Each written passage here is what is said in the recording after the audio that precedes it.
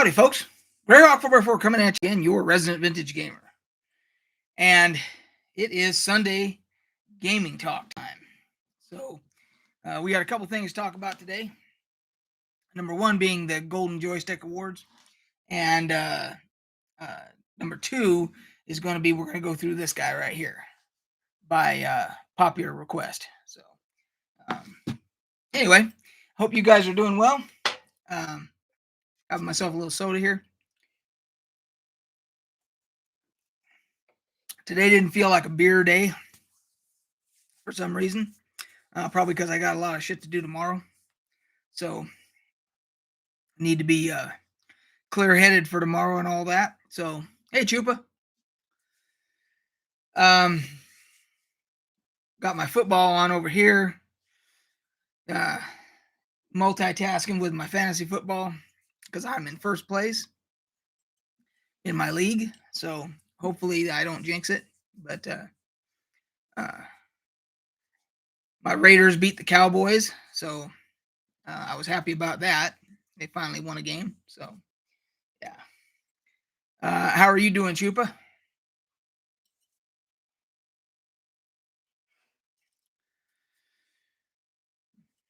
Let's see. Yeah, we got our Joystick Awards list right here, so when we get some more people in here, we can talk about it. So, are your Giants playing right now? I haven't even looked. I'm watching Tom Brady get beat by Indianapolis. So any day that Tom Brady is getting beat is a good day. Now, it doesn't mean he's going to lose because you never know, that magical motherfucker can pull shit out of his ass at the last second. So, nice, beating the Eagles. Yeah, that's a decent, if they can get that, that's a decent win right there. So, yeah, I'm, hey, Mistra, how are you?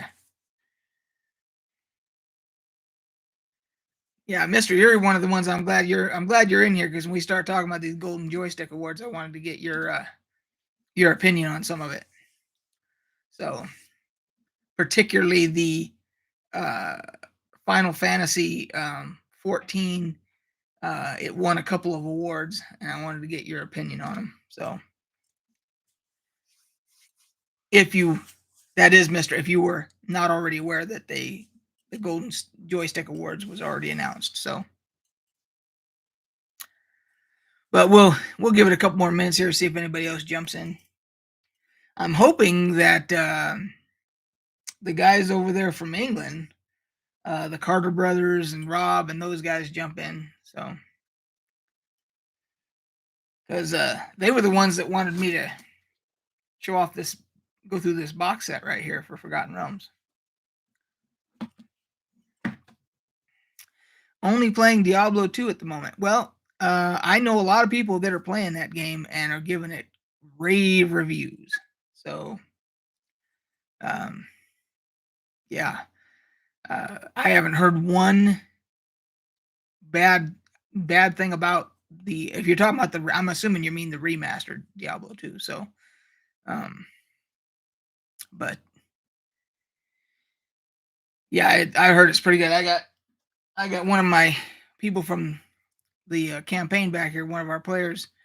She keeps bugging me to get in there, and one of our other players, Brad, he was a huge Diablo 2 when the original Diablo 2 came out.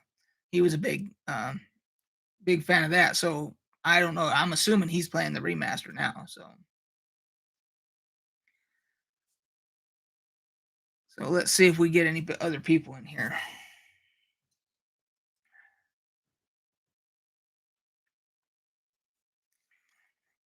Hey, Mister, I had a question for you. I noticed on Twitter that you responded to a question that someone put up where they were saying, "Hey, what are your 4 favorite games of the year or whatever?" And you did it, in one box with 4 different pictures. And hey, Lindis, and I was wondering, Mister, how did you how did you do that? Did you use like Microsoft Paint? Because I could probably do it in Paint to do that. Or do you have some other app that does that really easy and quick if you want to do a collage of pictures, for like Twitter or whatever? I'm assuming there's got to be an app for that or some shit. So that I'm not aware of, but I think I have a buddy I think has an iPhone, and I think he does that shit with iPhone. Which hey Jonathan, we were just talking about Stesha and Brad both playing Diablo 2 remaster because Chupa, one of my regulars here, he's playing it also, and I told him I hadn't heard a bad thing about it. Have you played it at all, Jonathan? Because I know you were a Diablo guy too, right? Because everybody wants me to get it and jump in there, and I haven't bit the bullet to give Blizzard any more of my money. So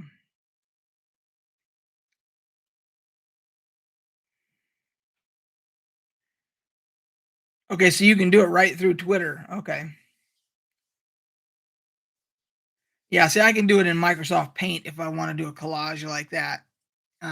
You just got to do some resizing and all that stuff, but I didn't know you could do it right in Twitter. So,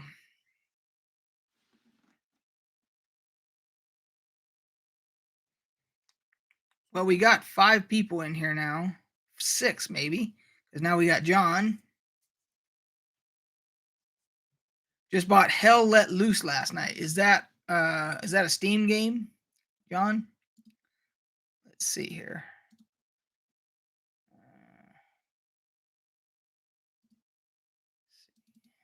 See if I can see if it's on Steam here.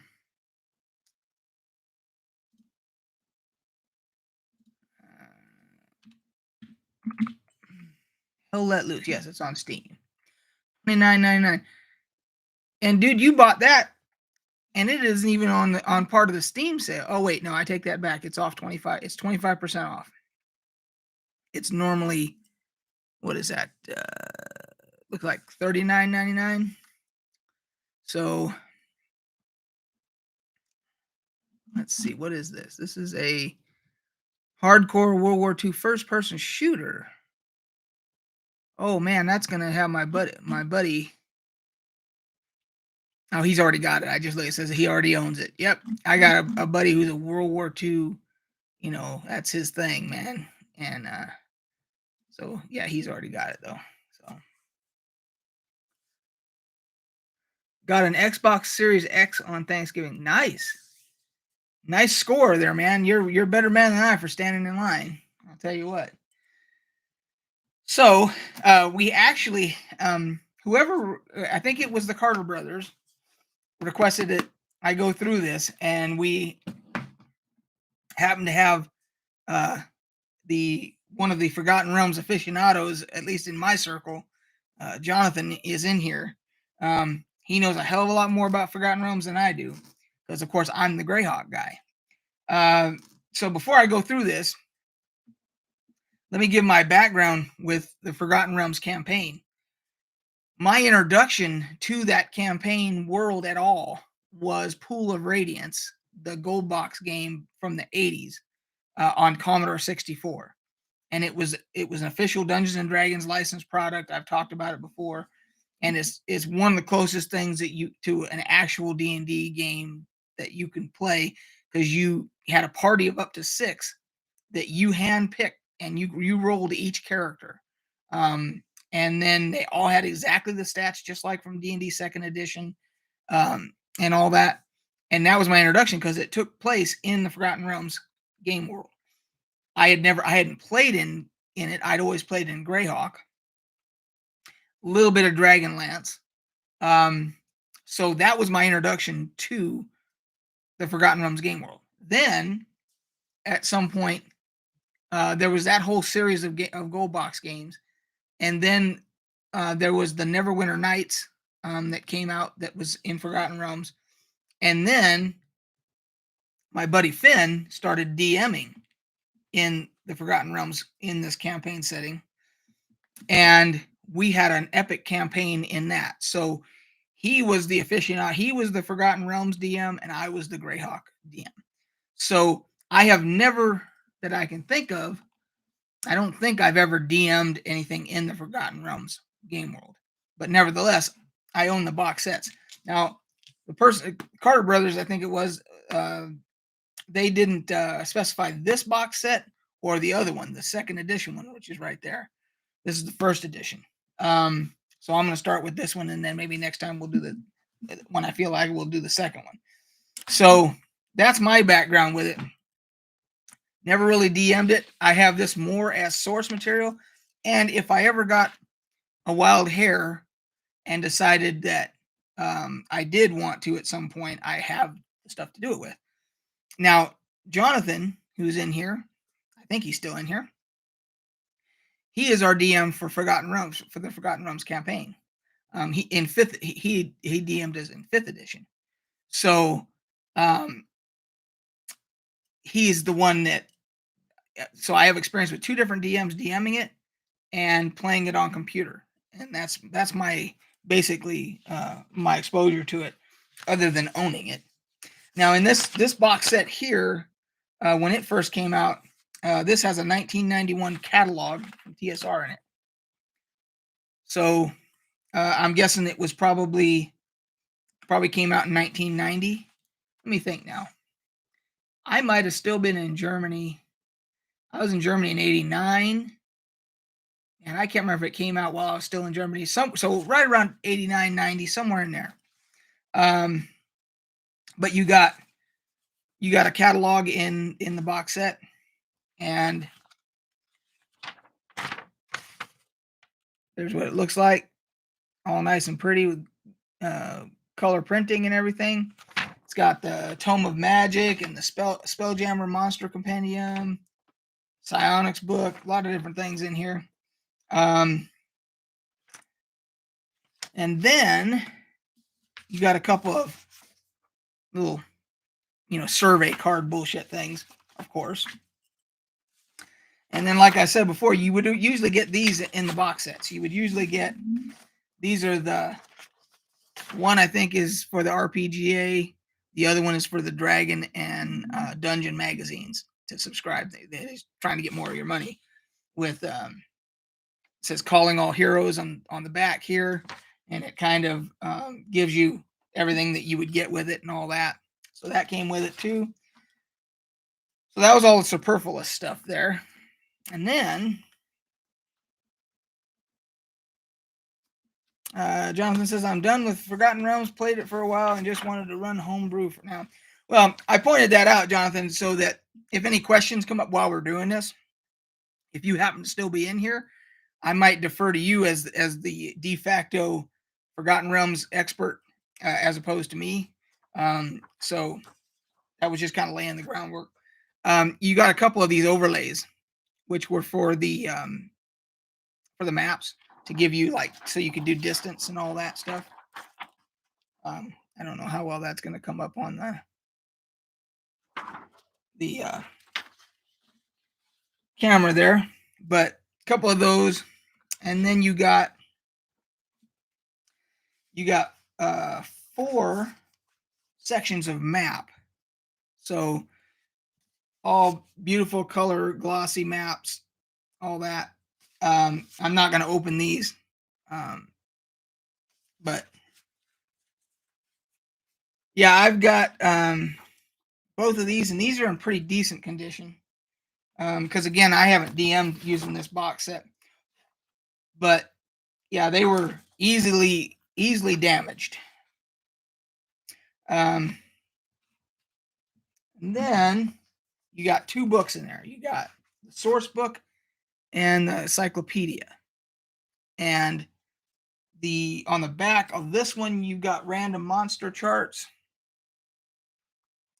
And this one, you've got basically a log for an adventuring party there. And the encyclopedia was the one that basically told you all about the realms and the cities and all that kind of stuff. And then the source book obviously would be for the DM. Yeah, DM source book. And this was basically to give you basically how to run a campaign with Forgotten Realms and all that. And again, there's some Keith Parkinson artwork there. That's kind of an iconic image for Forgotten Realms. And again, I haven't DM'd it much now. I've read, having said all that, I think after the Gold Box games, at some point, they came out with like the paperback books based upon like Pool of Radiance. And it may not even been called Pool of Radiance. It might have been called something else. But there was Song of the Sorials. There was Curse of the Azar Bonds. All of those set in the Forgotten Realms, obviously. And I read those books. And then, of course, you get into stuff like Baldur's Gate 2, you know. I mean, so I'm not ignorant about the game world and all that stuff just from the computer games and the books and having had it DM'd by two different people to me now. So, but as a DM, no experience DMing it. So, but it's nice to have this stuff just in case, you know, that for some reason I got a wild hair and wanted to do it, I could do it. So, let's see. So the next thing that I wanted to go into was, let's talk about these Golden Joystick Awards. Now, somebody can let me know if the Golden Joystick Awards, I don't think it's specifically for consoles, because they did give an award to PC, to the personal computer, as the ultimate all-time game hardware. They gave it that award this time. So so these, I guess, are for the Brits, because it says as voted originally by the British general public, but now anyone can vote. But it initiated, I guess, in Great Britain. So let's see here. So let's go through these and let's get y'all's opinion on this stuff. 2021. Okay, so best storytelling was awarded to Life is Strange: True Colors by Square Enix. Now, I played I did not finish the first Life is Strange. It was an interesting game mechanics. I thought the art was cool and all that. And it was one of those things where just too many games and I just never finished it. That there could be some ADHD in there too. Why, you know, certain games I just don't finish. For me to finish a campaign on a game, it has to really grab me. I've finished Fallout 4 multiple times. I've finished Disco Elysium several 2 or 3 playthroughs. So when it grabs me, yeah, I will. But it can still be a good game. I can still be enjoying the shit out of it. But if it just isn't enough to get me to go all the way to the goalpost, that could be some ADHD in there. So who knows? Best multiplayer game, It Takes Two by Electronic Arts. I'm not familiar with that game. That may be, let's see here. This game was released for Windows, PlayStation 4, 5, Xbox One, and Series X in March of 21. Now, so there's an accomplishment in itself that they were able to release for Windows and both PlayStations and both Xboxes, both versions. That's saying something, because other games have tried to do that and failed. Best visual design, Ratchet and Clank Rift Apart. I've never played any of the Ratchet and Clank games. This was PlayStation 5. And I'm assuming that's because I believe those are strictly console games. Let's see here. So, best game expansion, Ghost of Tsushima Iki Island. I never played Ghost of Tsushima because that is a console game. Mobile game of the year, League of Legends, Wild Rift. I rarely ever play anything, any mobile games. So, best audio, Resident Evil Village by Capcom. I played the first Resident Evil, and I loved the atmosphere and all that stuff of the game, but I didn't care for the game mechanics. But as far as like a scary game, yeah, I mean, uh, that whole that whole series is legendary. You know, Resident Evil. Best indie game, Death's Door. And this one it says was released for Windows, Xbox One, Xbox Series X. So this was a and it was also eventually released for Nintendo Switch, PlayStation 4 and 5. Damn, they got that out there. Haven't played that. Still Playing Award. This is the one that is given out for people that it's a game that's been out for quite a long time, and people are still playing it and still loving it. And Final Fantasy 14 won that award. So there you go, Mister. That was, I think, last year. I want to say Still Playing Award might have been Skyrim, maybe. I'd have to go back and check, but I think that might have been Skyrim. But best audio should have gone to Final Fantasy 14. Soken is extremely talented. I'm trying to remember when I played Final Fantasy 14. I loved the game world, the look, the sound, all that environmental stuff was fantastic. So, but I will say that the sound on New World is incredible, and that there's entire threads about it on the forums for New World. Take all the other problems that they're having with the game and all that, take that out. The audio visuals for New World are incredible. So let's see here. Best gaming community, Final Fantasy 14. Now that one, I 100% believe. From my short time of being in the game, I would absolutely agree with that. It is 180 degrees from World of Warcraft community. World of Warcraft community is vile and toxic and not helpful. Final Fantasy 14, exact opposite.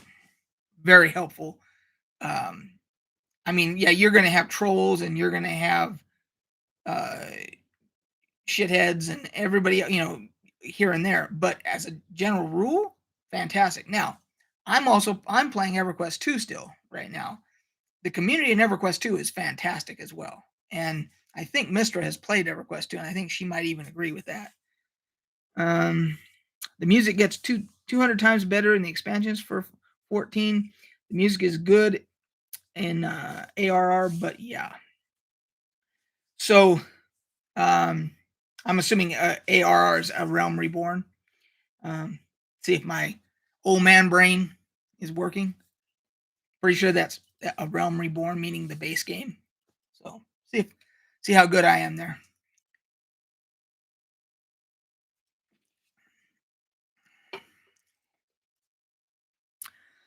Chupa, EverQuest 2 is one of the closest things to, because you can play it in first person or third person depending upon what you like. Photorealistic, meaning they try to get the stonework looking like stone as opposed to cartoon style. And there's so much to do in EverQuest 2, so many different aspects of that game that you don't have to be a raider. It's the one game I can see you do not have to be a raider. You can spend your time just being a crafter. You can level your crafter because you're separate. You have your adventure level is separate from your crafter level. you can just decide I'm just going to be a crafter, and you can level your crafter as high as you want to go and not even do your adventuring stuff.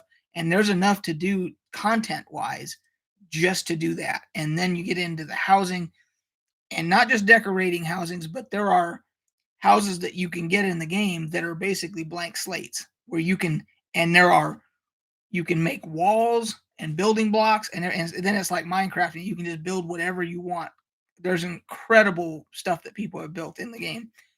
Then there's also player-made dungeons in Everquest too. So if you just wanted to be a crafter, builder, decorator, whatever, and then also create a dungeon or multiple dungeons for people to go through, and then other players play through your dungeon that you built, you don't even have to do the adventuring stuff. So that's just some of it. But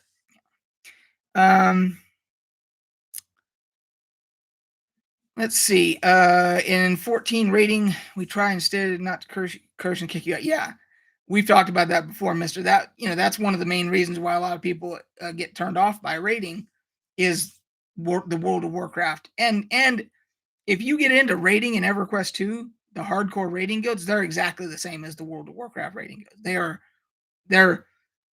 They are brutal, meaning you're expected to do this much DPS, you're expected to do this much heal, you're supposed to do now they might be a little bit more forgiving than WoW, meaning that they won't like kick you out of the guild or anything else like that, but it'll be harder and harder to get on a raid because you're not performing.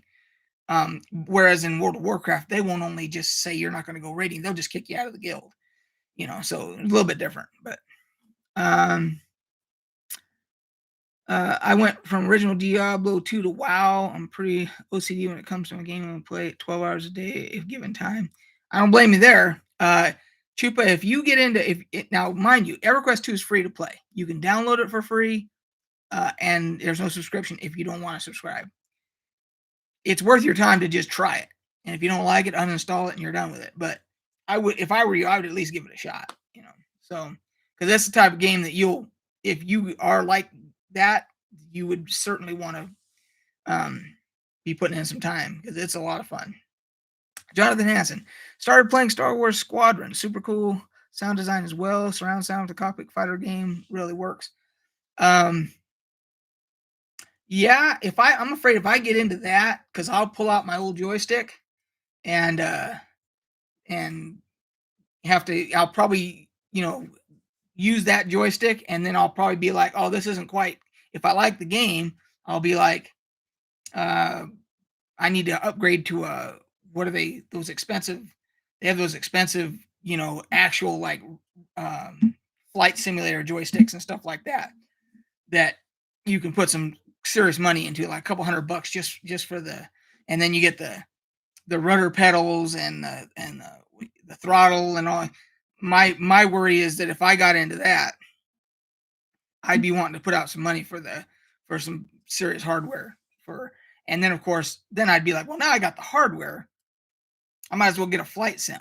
Might as well get Microsoft Flight Sim or one of the other flight sims now that I got the cool hardware, and there's a rabbit hole right there, So because with X-Wing versus TIE Fighter, the original X-Wing versus TIE Fighter and all that, you could get by with just the joystick, especially and they had controls on it. You had throttle controls on there, a slider for your throttle control, and they had you had like 8 different ways of movement, and then you had the hat up here for your thumb that you could for looking around and all that stuff. So by the way, Endwalker comes out in 4 days and some hours. So get ready for 14 content to be everywhere. Okay, so that must be a new expansion. Okay.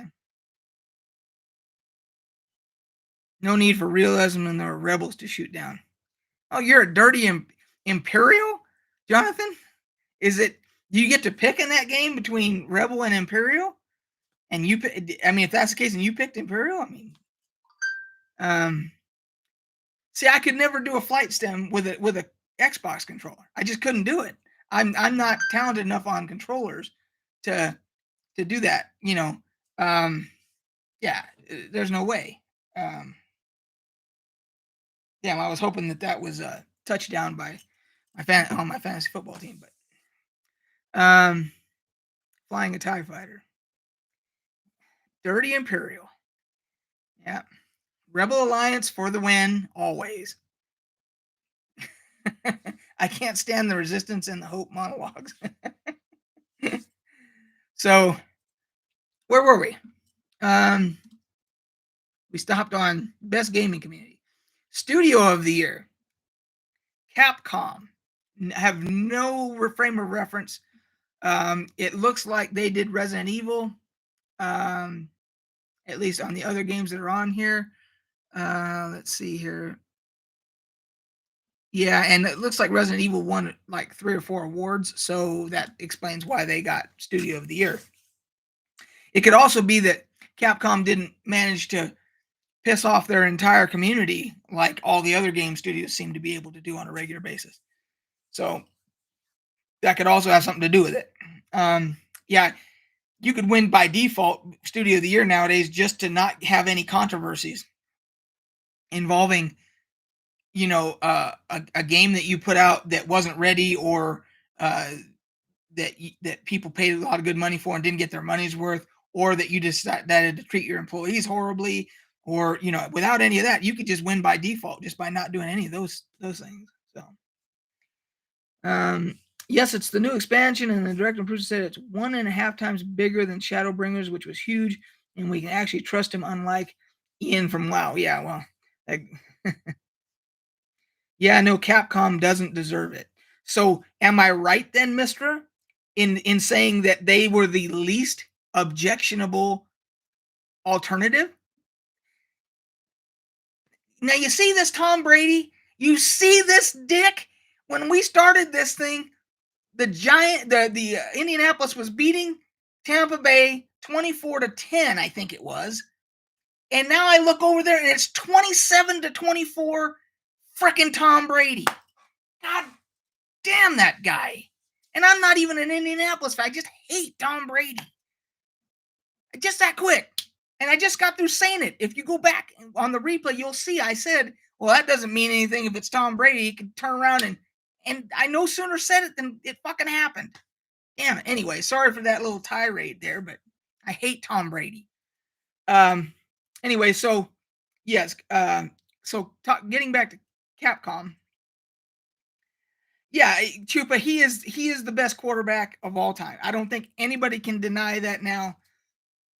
But he did get some of his stuff. They did get some of their accomplishments and him through cheating. They did. That's a fact. We know that. So, it doesn't have the nominees on here. I'm looking on Wikipedia. So I'm not sure who the other ones were, but yeah, I'm guessing it was just least objectionable is my guess. My Buckeyes lost, but Bengals kicking Steelers all around. Well, good for you, Lindis. Yeah, the Bengals, because your Bengals, I think, whipped up on my Raiders too, if I'm not mistaken. Let's see. I wonder if I can find who else was nominated. Let me see if I can do some Google foo here.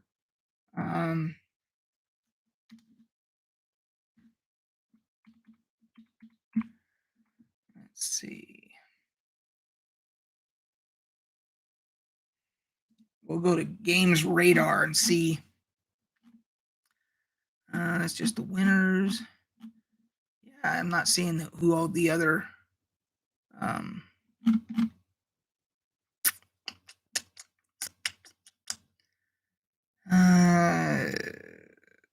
Everything I'm seeing is just showing the winners.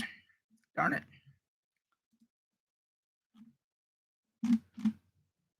So if we may find it at some point, but regardless, I'm guessing that Capcom was the least objectionable.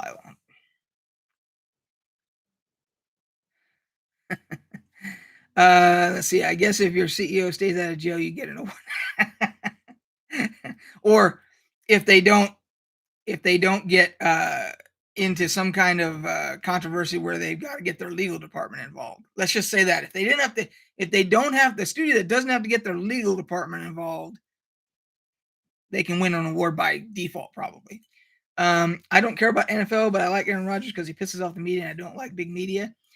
Well, I agree with you that I don't like big media either. And Aaron Rodgers is one of the best quarterbacks of all time. But we'll avoid the whole political issue about what he did with, not being vaccinated and continuing to play and all that stuff, because that's another discussion all separate, So let's see, back to where were we here? Best performer, Maggie Robertson as Lady Dimitrescu, I think is how they say that. Lady Dimitrescu from Resident Evil Village. That was who got best performer. And having not played it, I could not speak on it. However, perhaps one of you guys did play that Resident Evil game, and you can chime in. Breakthrough Award, House Marquee. Don't even know what that is.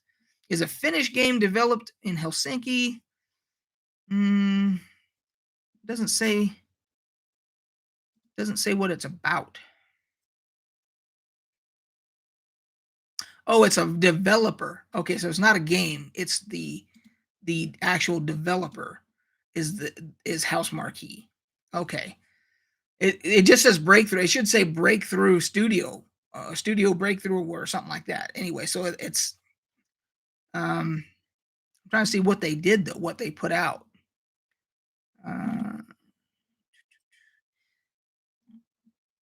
Games developed.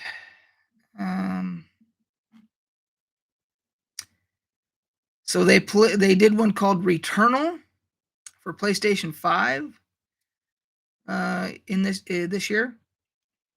Don't know anything about it. So I think Alex Chen deserved it. Now, what character did Alex Chen play then? So back to PC Game of the Year, Hitman 3. That's interesting. I played a couple of the first Hitmen in the series Hitmen. I don't remember this getting a lot of press or anything, and it got PC Game of the Year.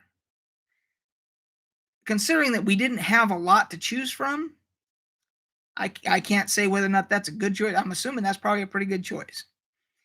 Best gaming hardware, Sony PlayStation 5. So, Jonathan, yeah, I guess you got a Series X, but apparently PlayStation 5, according to them, the Golden Joystick, the PlayStation 5 is better. But good luck finding one, right? So, I'm not standing in line for any gaming console. I don't stand in line for hardly anything anymore. So, let's see. PlayStation Game of the Year, Resident Evil Village, and Xbox Game of the Year was Psychonauts 2.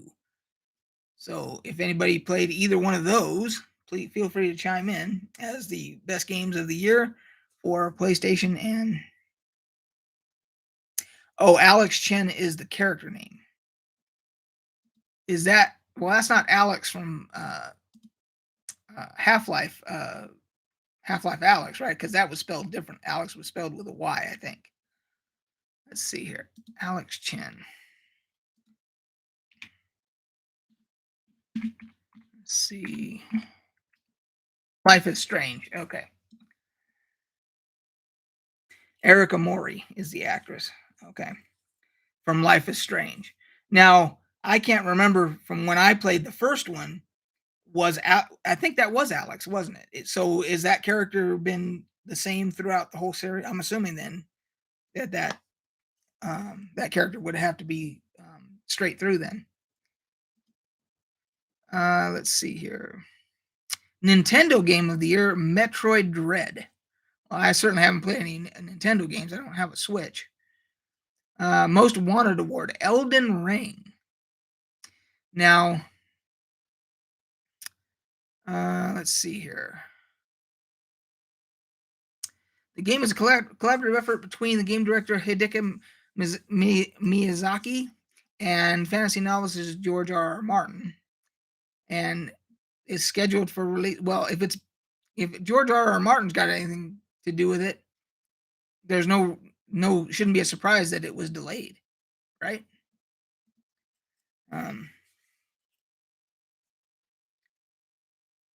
I watched a playthrough of Village. Seemed like a good follow-up, but maybe short. Howdy, Lapis. It's the first time I've seen you check in, so howdy.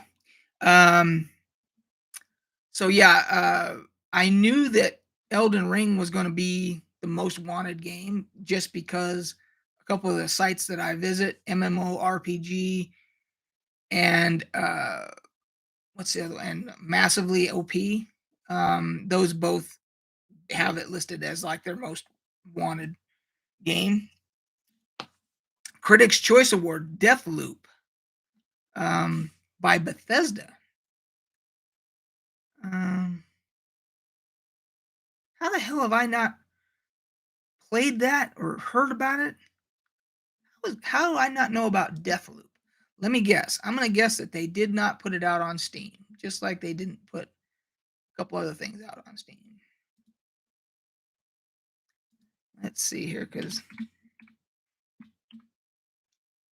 oh, it's on here.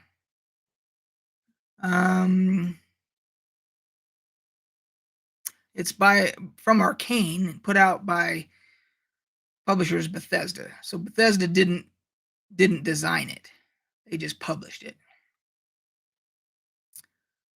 Okay, I might have to check that out. It has positive reviews and everything. I may have to check out Deathloop. That might be right up my alley. Of course, I wonder how many. If it's probably not too bug ridden if Bethesda didn't actually design it. So, let's see here. It's on Steam. Got a lot of press, but not for very long or super mainstream. Yeah, I may have to check that out. It's not part of the Steam sale. It's not on sale right now. So, but I may still check it out because it looks like it might. I love my first person shooter stuff. So, it's rogue like to an extent. Okay. It's got my interest though. I mean, I may have to check it out. Let's see here. What's next? Ultimate Game of the Year, Resident Evil Village. Again, so that one. So you've got they gave Capcom Studio of the Year because Ultimate Game of the Year was their game. So and it won a couple other awards. So I'm guessing they really must have, the people that voted on this stuff must have really liked it. So ultimate hardware of all time, PC, personal computer. I feel vindicated because I've been a PC gamer since before basically Microsoft PCs, when it was Commodore 64 and TRS-80s and Texas Instruments 499A, all those. So PC, PC Master Race checking in. And then ultimate game of all time. They're saying this is the best game in the history of gaming. Dark Souls, the original Dark Souls. So, I did not play the original Dark Souls. And I don't know why I have it. Generally, when that happens, especially if it's a big title and it's a popular title, it means there was something equally big that I liked better, and I was putting all my time into that. That's generally what that means. I disagree. It's the PS2. Well, yeah, you could argue, for the time period, you could argue any different console, for the time period, right? Like when Intellivision came out in the late 70s, early 80s, there was nothing compared. I mean, the Atari was graphics wise and everything else, it was terrible compared to the Intellivision. The Intellivision was so far ahead of its time. The problem the Intellivision had is it had some funky controllers with that disc and stuff. And if you didn't like the controller, you just wouldn't play anymore. So, um,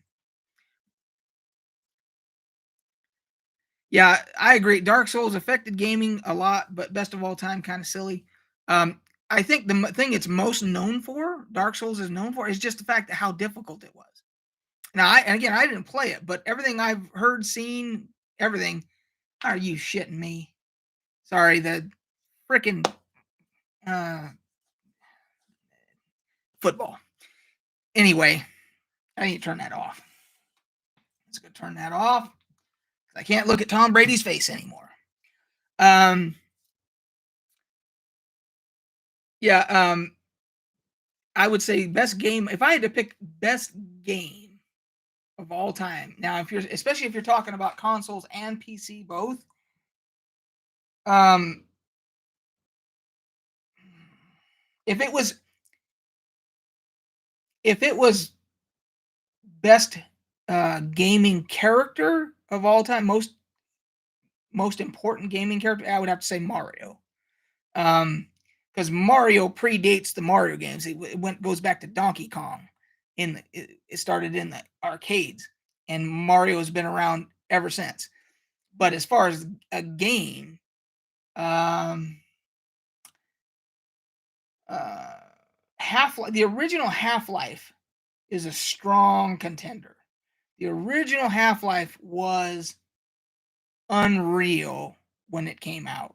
It was, I mean, and then it launched Valve into the stratosphere.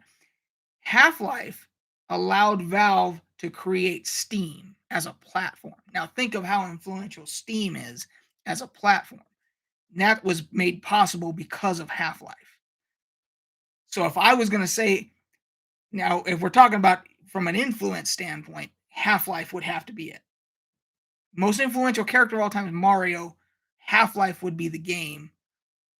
Now, if you're talking about best game as far as story and quality and everything like that, then you're getting into a whole nother. You're talking about Baldur's Gate, um, the original Deus Ex.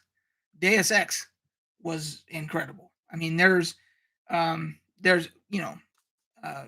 the original Call of Duty was fantastic. There's a lot of but again, to just pick one out of all, taking all that into consideration is tough. So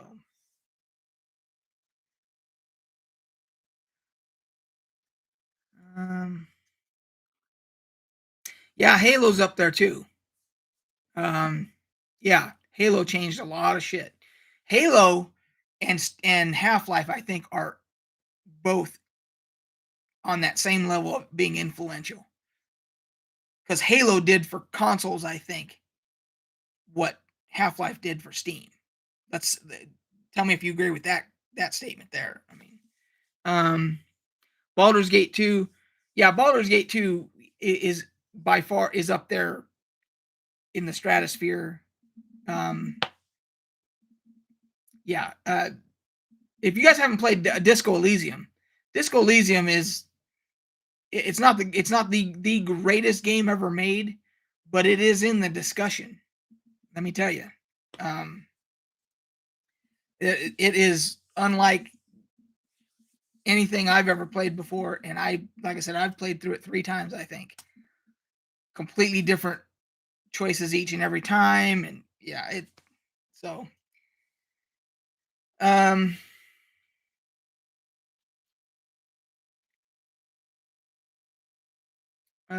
Halo or Smash, best person multiplayer player party game. Yeah. Um, yeah, Smash Brothers is probably up there. Yeah, that's probably a good call there. Um, Halo was developed for Mac. Was it really? Was that, is that true that it was also developed for Mac? Because if that's so, that's crazy.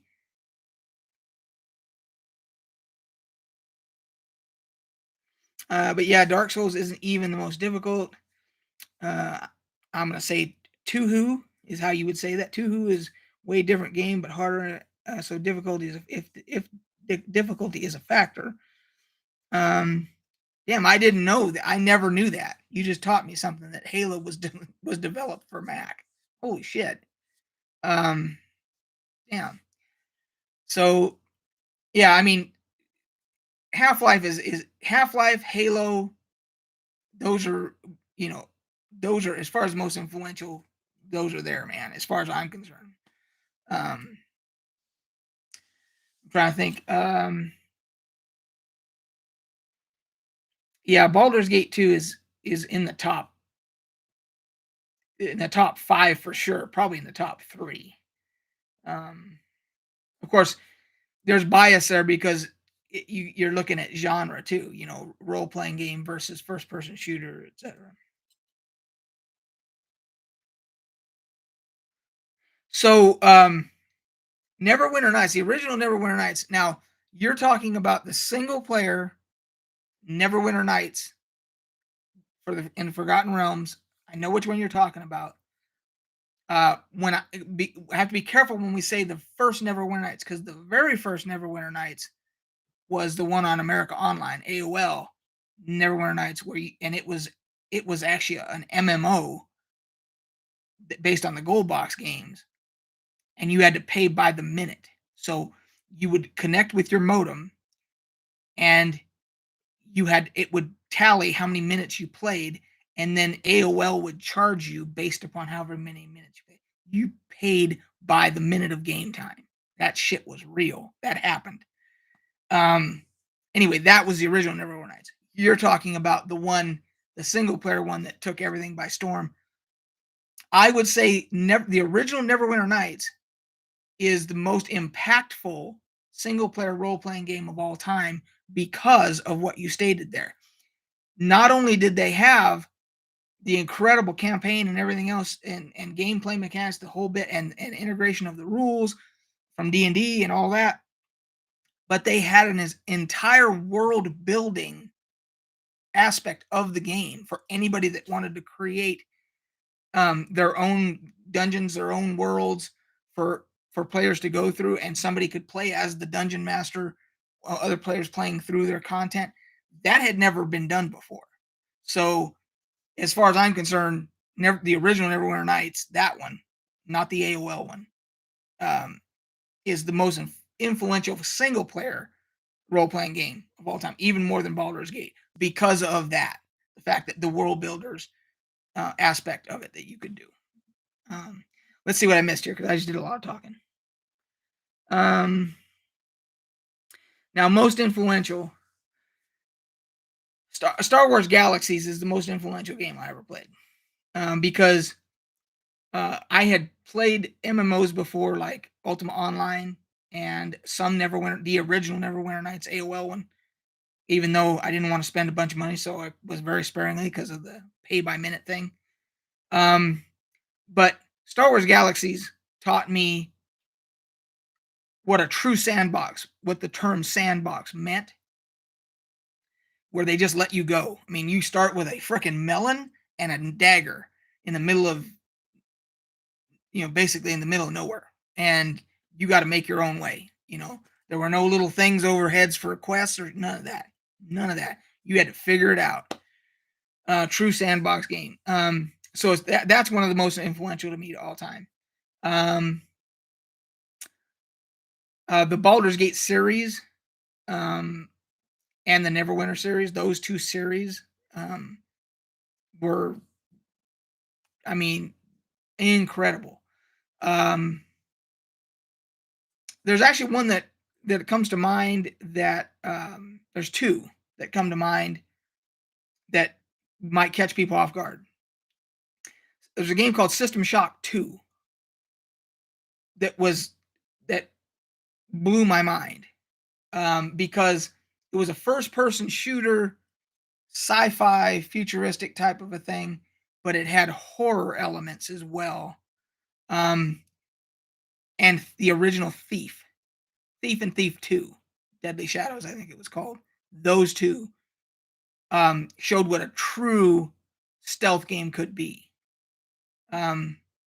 System Shock 2, Thief 2, Baldur's Gate, Neverwinter Nights, Star Wars Galaxies.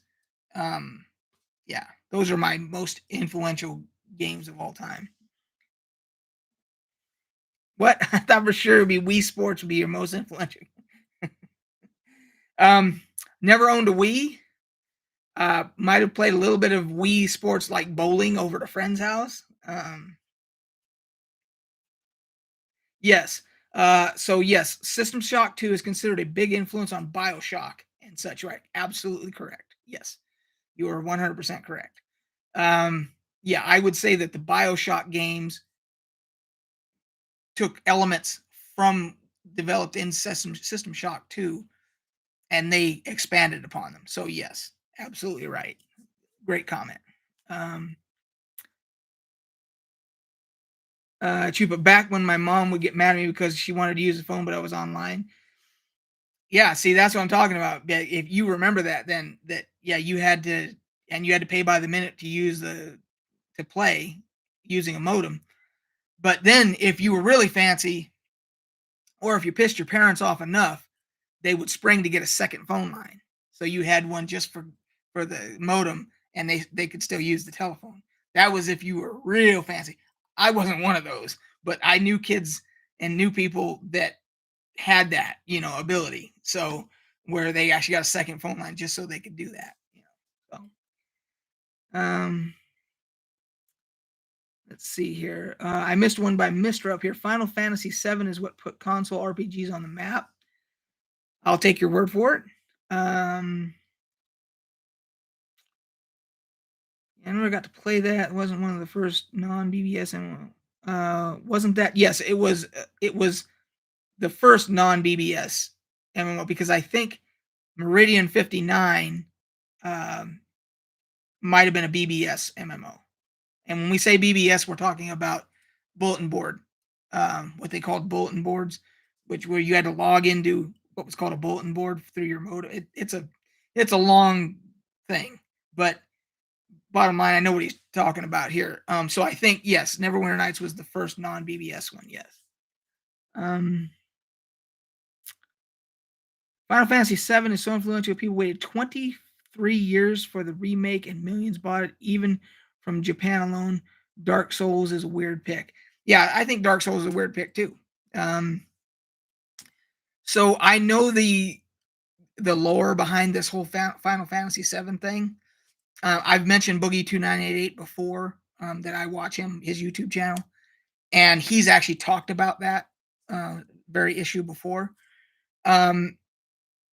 Now, remind me, Mister. Tell me if I'm wrong, but my memory tells me that Final Fantasy 14, the MMO, did it not initially release, and it was so bad they yanked it, and then they ended up re-releasing it. Hence the name A Realm Reborn. Is that the history behind that? That people were so disappointed in it that they just yanked it and redid it and then put it back out. Is that correct? I think that's, if I remember correctly. So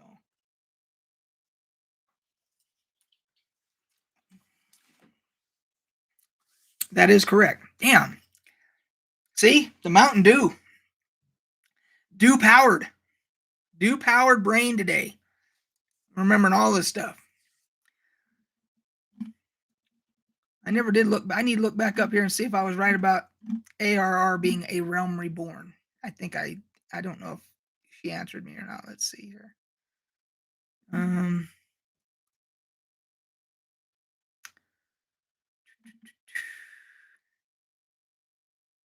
Oh, she did say correct. Okay, so I was right on that also. Damn, right on.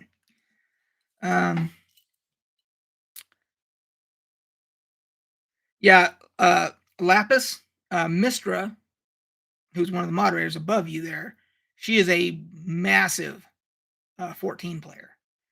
And so, yeah, she's already sung its praises to me for months. I played it a little bit too, and I thought it was a fantastic game. I was a little taken aback by the fact that you could do they use the term jobs, I think, that you could do all the jobs, and it was just a matter of just changing your loadout, and it would change your job or whatever. And I thought that was a little, I mean, it was different, but it to me it was a little immersive breaking. So that was the only issue I had with it. So yes, they remade the game and even put a cutscene for 1.0 players when they shut down the servers. Big ass dragon came down and destroyed everything. No shit. Please tell me that I can find that on YouTube, that someone took a video of that, because I gotta see that now. I did not know they did that. How epic. What a way to do. I mean, if you're gonna do it, if you're gonna pull the plug, commit, and yank your whole game off, which by the way is what New World needs to do. Amazon Studios, uh, follow in kind. They did it with Final Fantasy 14. You can do it. Yank the game, fix it, put it back up, just like they did. Um, I love that screw alts. Yeah, I guess it does take it takes the whole need for alts out of the game, right?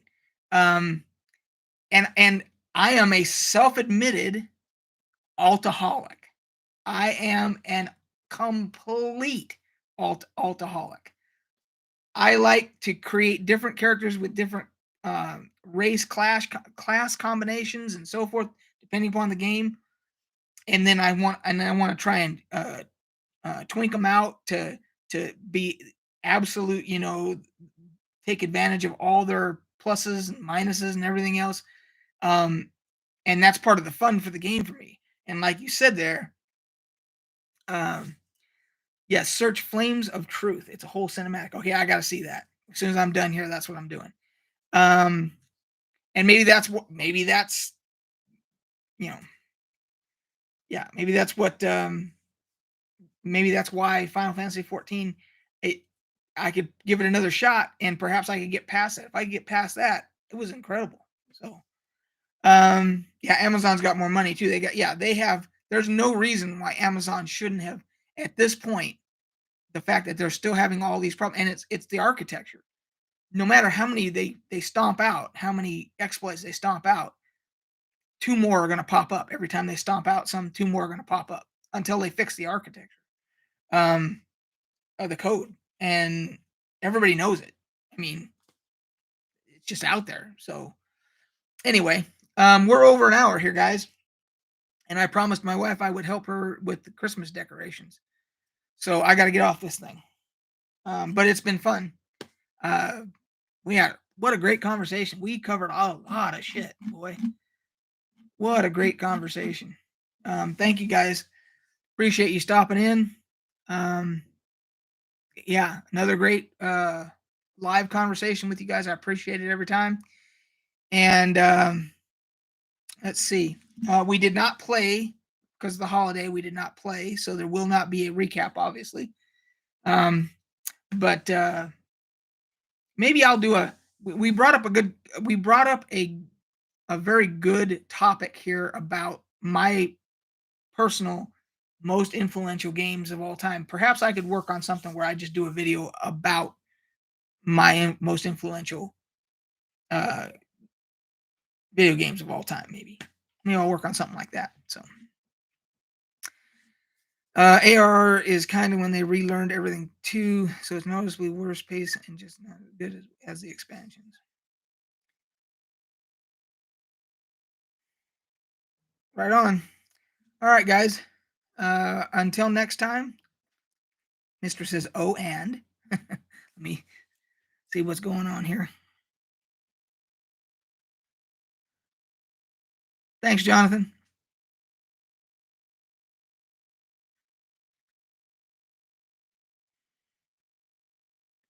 Mister must be typing a paragraph. Oh, maybe not. Okay. Yep. Take care, everybody.